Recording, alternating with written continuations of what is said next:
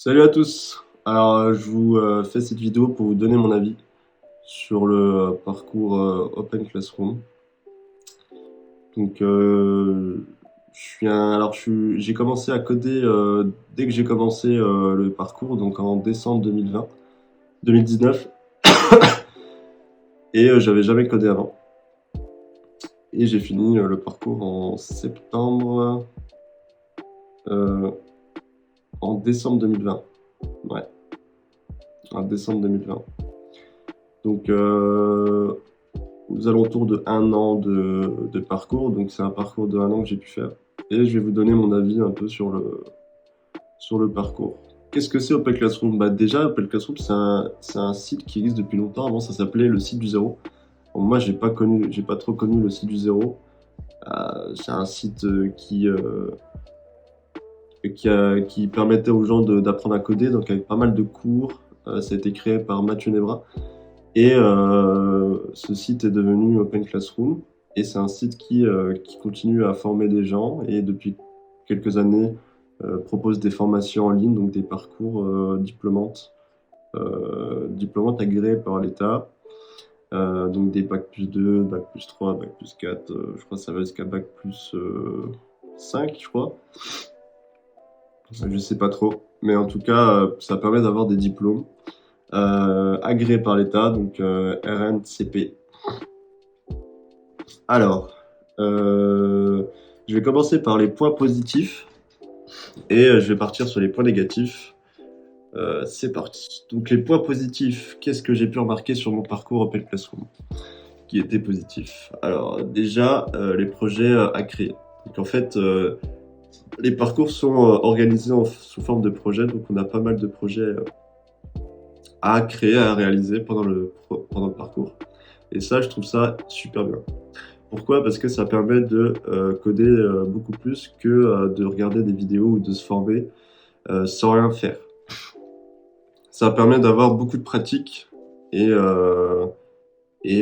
aussi de la théorie, mais beaucoup de pratique. Et je crois même bien qu'ils ont un espèce de ratio. Et je vais vous montrer ça sur mon tableau de bord. Voilà, 80% de pratique et 20% de théorie. Et en ayant pu tester ça, je trouve que c'est vraiment la réalité. Les projets permettent vraiment d'avoir beaucoup de pratique. Donc ça, c'est un bon point. Deuxième point, c'est qu'il y a un mentor qui vous suit chaque semaine. Un mentor attitré qui vous suit chaque semaine, donc qui vous suit toutes les semaines, donc une fois par semaine, à l'heure que vous voulez et au jour que vous voulez. 1 heure par semaine.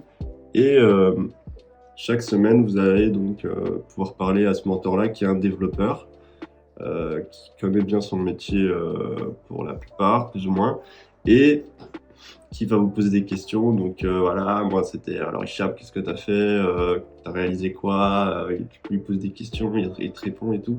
C'est vraiment bien. Donc ça, c'est super bien. Et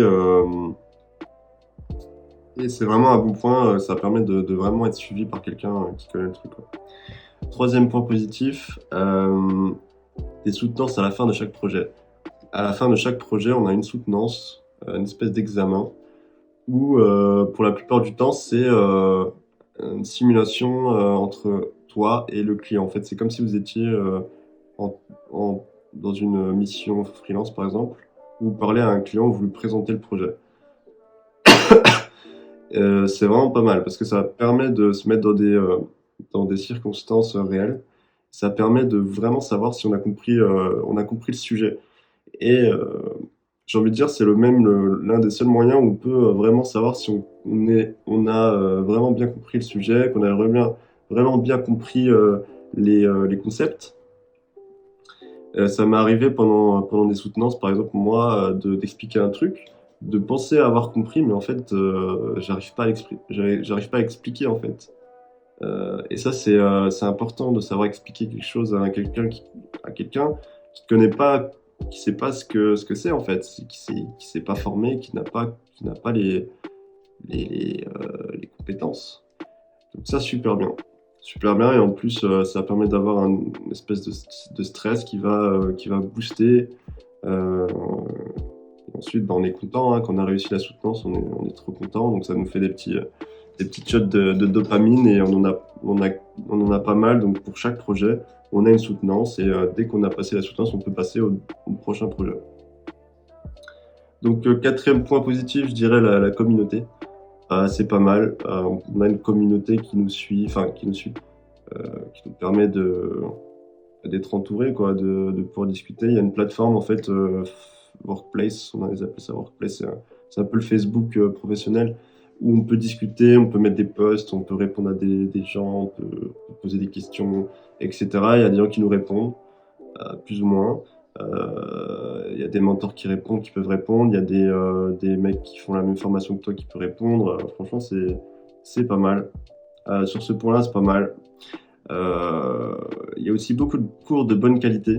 C'est vrai qu'Open Classroom, c'est une plateforme, je crois que c'est la seule, la plateforme la plus qui recense le plus de cours sur le code en France. Si je dis pas de bêtises, mais en tout cas, il y a beaucoup de cours et des cours pour la plupart de bonne qualité avec des exemples. Alors, je vais essayer de vous montrer un exemple. Voilà. Donc, moi, j'en ai fait pas mal, hein. Tester votre application, tester votre application PHP, voilà. Et par exemple, adopter une architecture MVC en PHP. Ce qui est bien, c'est qu'on a des quiz. À chaque fin de chapitre, on a un quiz qui permet de savoir si on a vraiment bien compris le cours. On a deux types d'approches. On a l'approche vidéo, voilà, et l'approche texte. Ça, c'est vraiment bien parce que, alors moi, ce qu'il faut savoir, c'est que moi, j'aime pas regarder un cours pendant 5 ans et écouter. Enfin, je préfère lire. Ça me permet de revenir très simplement sur ce que j'ai pas compris, de copier un terme, de le coller sur Google et ensuite regarder ce que ça donne. Voilà. Mais il y en a qui préfèrent la vidéo.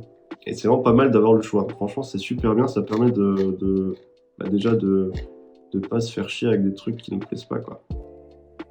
Donc ça, c'est un bon point sur le côté des cours. C'est qu'il y a pas mal de cours et surtout des cours de bonne qualité, quoi, avec des exemples. Et là, tu vois, il te met des petits smileys. Tu vois, c'est fait pour être. Franchement, c'est agréable à lire, franchement. Dernier point positif que j'ai pu noter, c'est que tu peux choisir ton mentor. Ça, c'est bien. Tu peux choisir à un moment donné ton mentor si tu peux changer. Si t'as un problème avec ton mentor actuel ou que tu veux changer parce que, je sais pas, t'as pas le feeling, quoi, ça peut arriver, hein. Bah, tu veux changer. Tu appelles Open Classroom, tac, bonjour, j'aimerais changer mon mentor. Et ben, il te change ton mentor. Voilà. T'as même pas besoin de justifier, hein, je crois. En tout cas, moi, je l'ai fait. J'avais un mentor qui me plaisait pas trop. Il faisait que de parler, en fait. Il parlait. Je posais des questions, mais il parlait, en fait. Il continuait à parler. Il ne laissait pas parler. Donc, j'ai décidé de changer de mentor et tranquille. Ça s'est bien passé. J'ai changé franchement facilement. Voilà. Donc, ça, c'est les points positifs que j'ai pu noter. Donc, on va passer aux points négatifs parce que tout n'est pas blanc, il y a quelques trucs qui pêchent un peu. Du coup, voilà, concernant les mentors, c'est à loterie, c'est-à-dire que oui, tu peux changer de mentor. Tu peux même choisir ton mentor si tu as de la chance et que le mentor que tu veux est disponible. Mais le premier mentor que tu as, c'est la loterie. C'est la loterie, et le truc qui est un peu dingue, c'est que tu sais, vu que tu connais pas, si tu n'es pas développeur ou que tu n'as pas fait de code avant, tu peux avoir l'effet marabout où le mec il te dit ce qu'il veut et, euh, et tu ne peux que accéder parce que tu ne connais pas.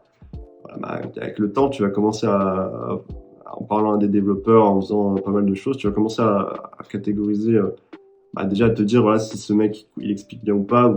Voilà. Au début, c'est vrai que c'est pas simple. C'est vrai que moi, au début, ouais, c'est pas simple parce qu'au début, tu comprends pas trop, tu sais pas trop et tu écoutes quelqu'un qui devrait t'expliquer, qui a les compétences.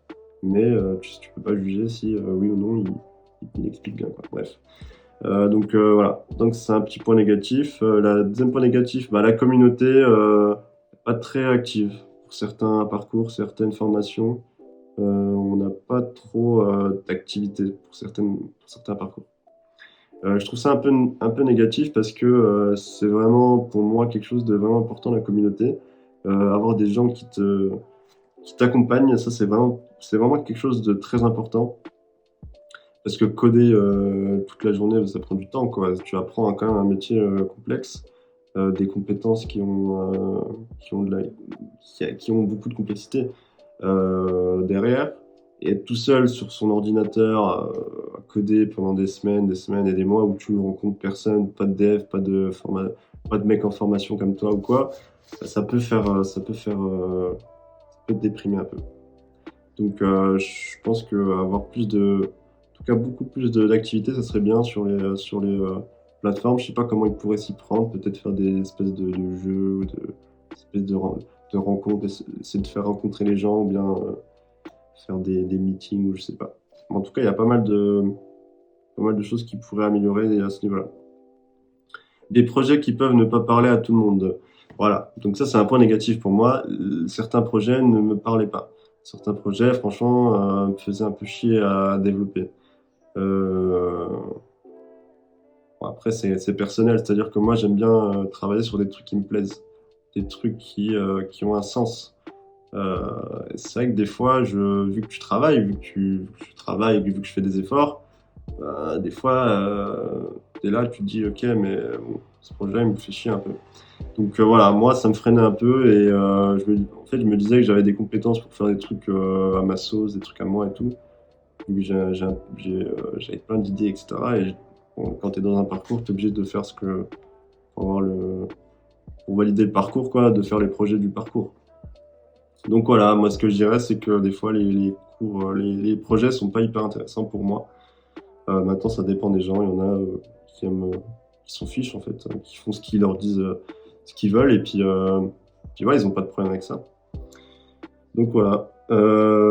Quatrième point négatif, c'est que le parcours n'aborde pas les fondations du code, n'aborde pas l'algorithmie, le problem solving, toutes ces choses qui viennent faire comme fondation dans ton cursus de développeur. Donc ça, ça n'est pas abordé dans le parcours. Tu n'as pas d'algorithmie, tu n'as pas de choses qui te permettent de muscler ce muscle de résolution de problèmes qui est très présent dans ton parcours de développeur. En tant que développeur freelance, par exemple pour moi aujourd'hui, c'est ça, tu as des problèmes tous les jours. C'est un métier de problème. C'est un métier où tu résous des problèmes, tu résous des bugs, tu crées des systèmes où t'as des agencements à faire dans ta tête, etc. Et donc ça, je pense que c'est important à apprendre. En tout cas, ce muscle-là, c'est important de l'entraîner, quoi. Et ça, c'est pas abordé dans ce parcours, donc c'est un peu négatif. Le confort du français. Euh, Tout est en français dans Open Classroom, c'est bien, mais à un certain moment, ça pêche, surtout au moment où tu commences à prendre l'expérience, où tu commences à devenir un peu plus autonome, où tu commences à avoir des problèmes beaucoup plus précis, des sujets beaucoup plus précis. Et là, le français, ça peut devenir une espèce de prison dorée où tu te dis, ok, tout est bon, tout est rose. Enfin, tout est bon, tout est rose. C'est-à-dire que tu as tout en français, tu vas pas faire l'effort d'apprendre l'anglais au début. Si sur Open Classroom, tu as presque tout qui te permet de tout faire.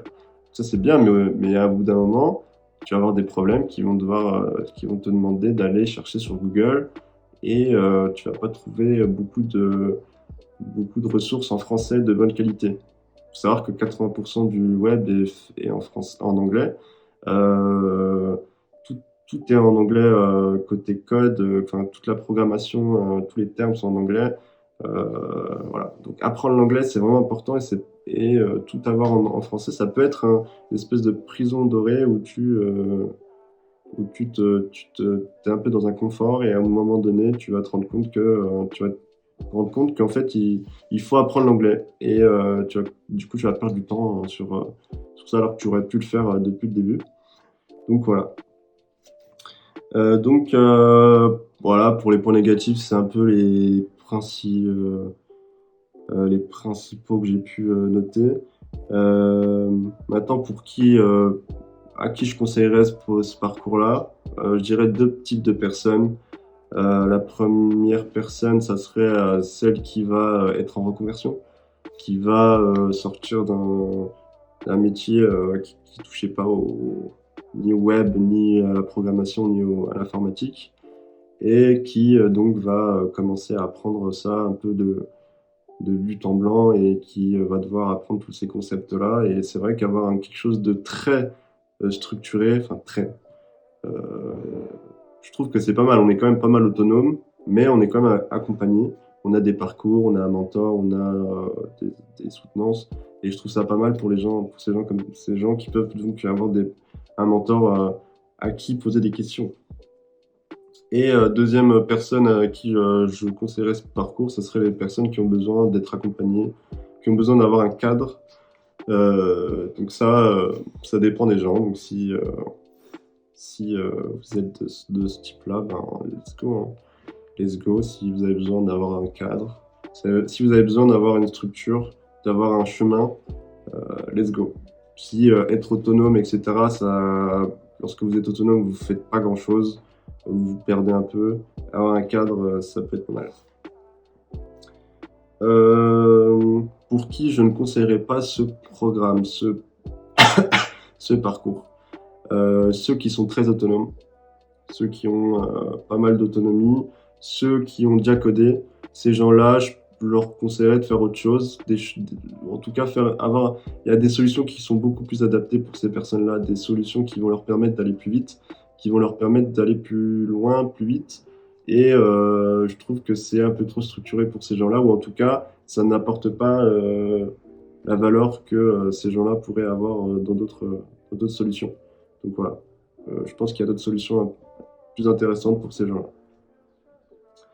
Donc voilà, moi c'est ce que je pense de ce parcours-là. Donc des points positifs, des points négatifs, tout n'est pas blanc, tout n'est pas noir, mais en tout cas, il faut nuancer, mais chacun doit faire son propre avis. Donc moi je vous ai donné le mien. Et voilà, bah, n'hésitez pas à vous abonner. Et puis je vais sortir bientôt des vidéos concernant surtout les diplômes RNCP, Bac+3, Bac+4, tout ce qu'on vous offre dans ces parcours-là.